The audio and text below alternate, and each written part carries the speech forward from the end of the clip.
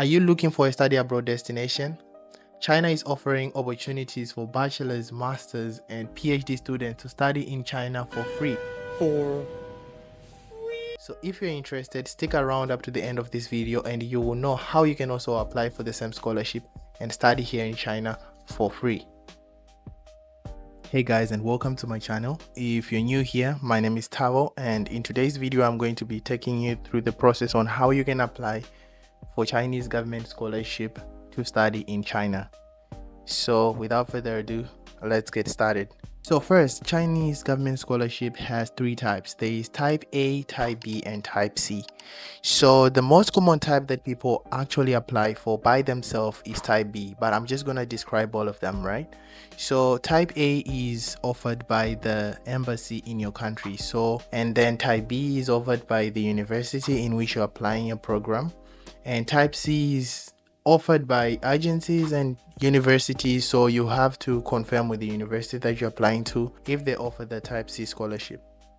For type A, you apply it through the embassy, like I said, and they cover your tuition, they cover your accommodation, monthly allowance, and medical insurance.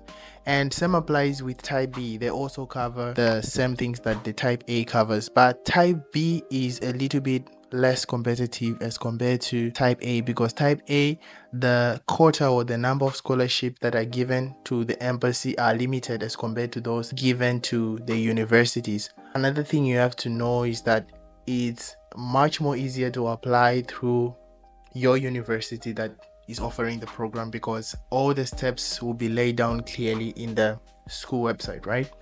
And then type C is mostly partial and it's hard to get it fully funded, so that's the reason why most people prefer to apply for type B. But type C is less competitive of all the scholarships that are offered by the CSE. So based on the program that you want to apply for, bachelor's, master's, or PhD, for each program has its own requirements. So I'm just gonna give you like the general requirements or the general things that you must have for your application first. So the first thing that you will need, regardless of the program that you're applying for, is your valid passport. So your passport should not be expiring within the year that you're applying. You should make sure that your passport has about a year when you are doing your application.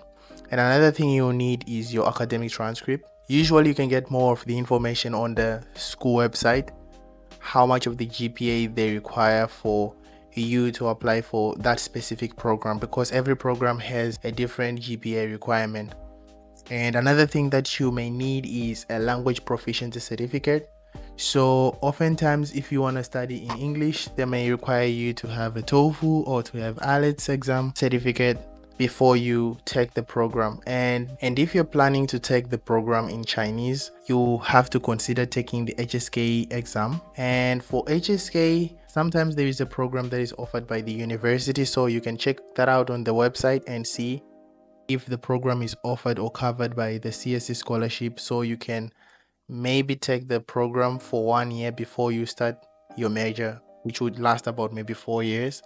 Another thing I would like to note is that when you study in Chinese, it will be less competitive for you to apply for the CSE scholarship, because most students prefer to study in English. I studied in English, but you can study in Chinese if you want to know the Chinese culture, the Chinese language a little bit more deeper. That is a choice that you would have to make for yourself. Another document you would need is a medical certificate, which is just some blood tests you have to do. And last but not least is your non-criminal record. You can check all the information on the school website to know exactly what you will need for that specific program or the specific university you're going to, because the requirements kind of sometimes differ, but this is the standard.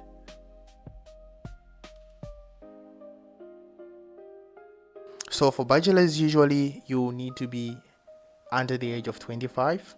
So age is also a cutting point, and you need to have your certified translated A-level certificate, that is if you have. And I've seen some people also come with their O-levels, and then you take like a 2-year program where you have to study to cover up what maybe you didn't learn in your country, which is like A-levels, right? So you take that 2-year program, and then after that you can start your program. So you can also consult your university if you can apply with your ordinary level certificate. And another thing you may need is your HSK certificate. So most of the CSC programs require you to study in Chinese, mostly for undergraduate, even though for masters you may get the opportunity to study in English because it's more of like research oriented. But for bachelors there won't be research that you would have to do. You have to take the courses in Chinese. So because of that, they require you to have your HSK4 certificate. So for HSK4, some schools offer the program I once mentioned. So check your school and see if they also offer that program to you, so you can check it out. Another thing that you may have to do is an entrance exam. So some schools need you to take an entrance exam before they admit you. This entrance exam may be done in your country. You may have to do it when you arrive. So you can check the school website and get to know if you have to also do the entrance exam. But some universities don't need you to do the entrance exam. Now for masters, you need to be under the age of 35, and you must already hold a bachelor's degree. This means when you apply, you need to submit your notarized undergraduate transcript and maybe a graduation certificate. This, you follow the school. And another thing that you have to know is that you have to have 2 recommendation letters from your undergraduate professors. And another thing that you may need is to have a research proposal. So for research proposal, it doesn't have to be very detailed.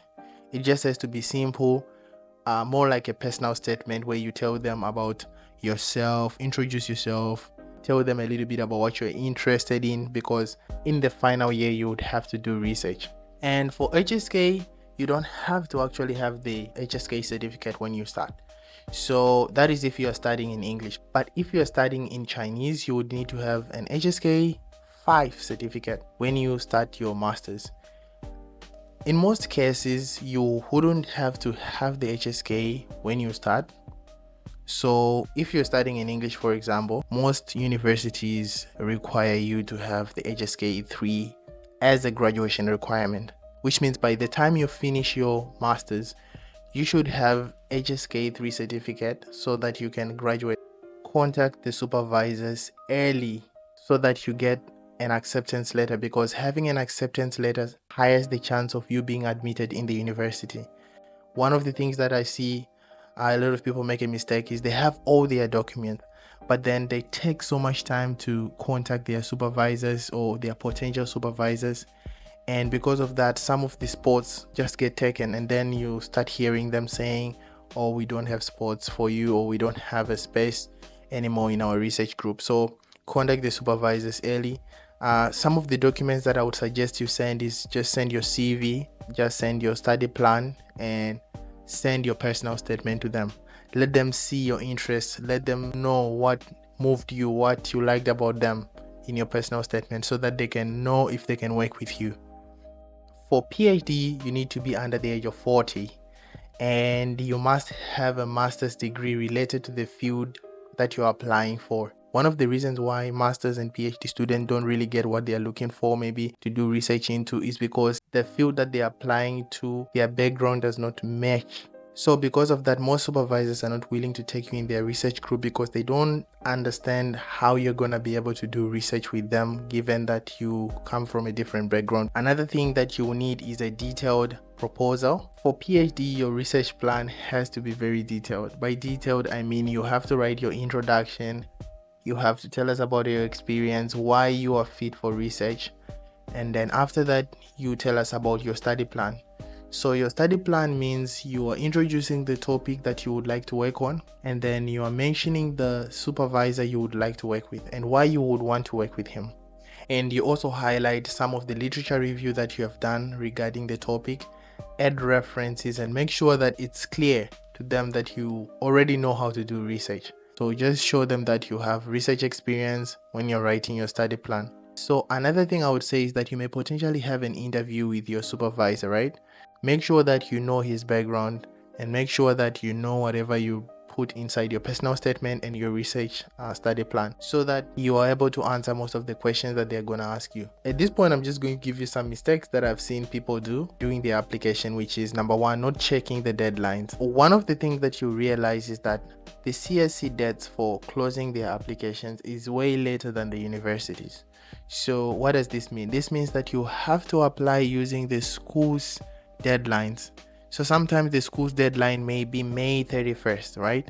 So if the school's deadline is May 31st, don't wait until it is May for you to start your application.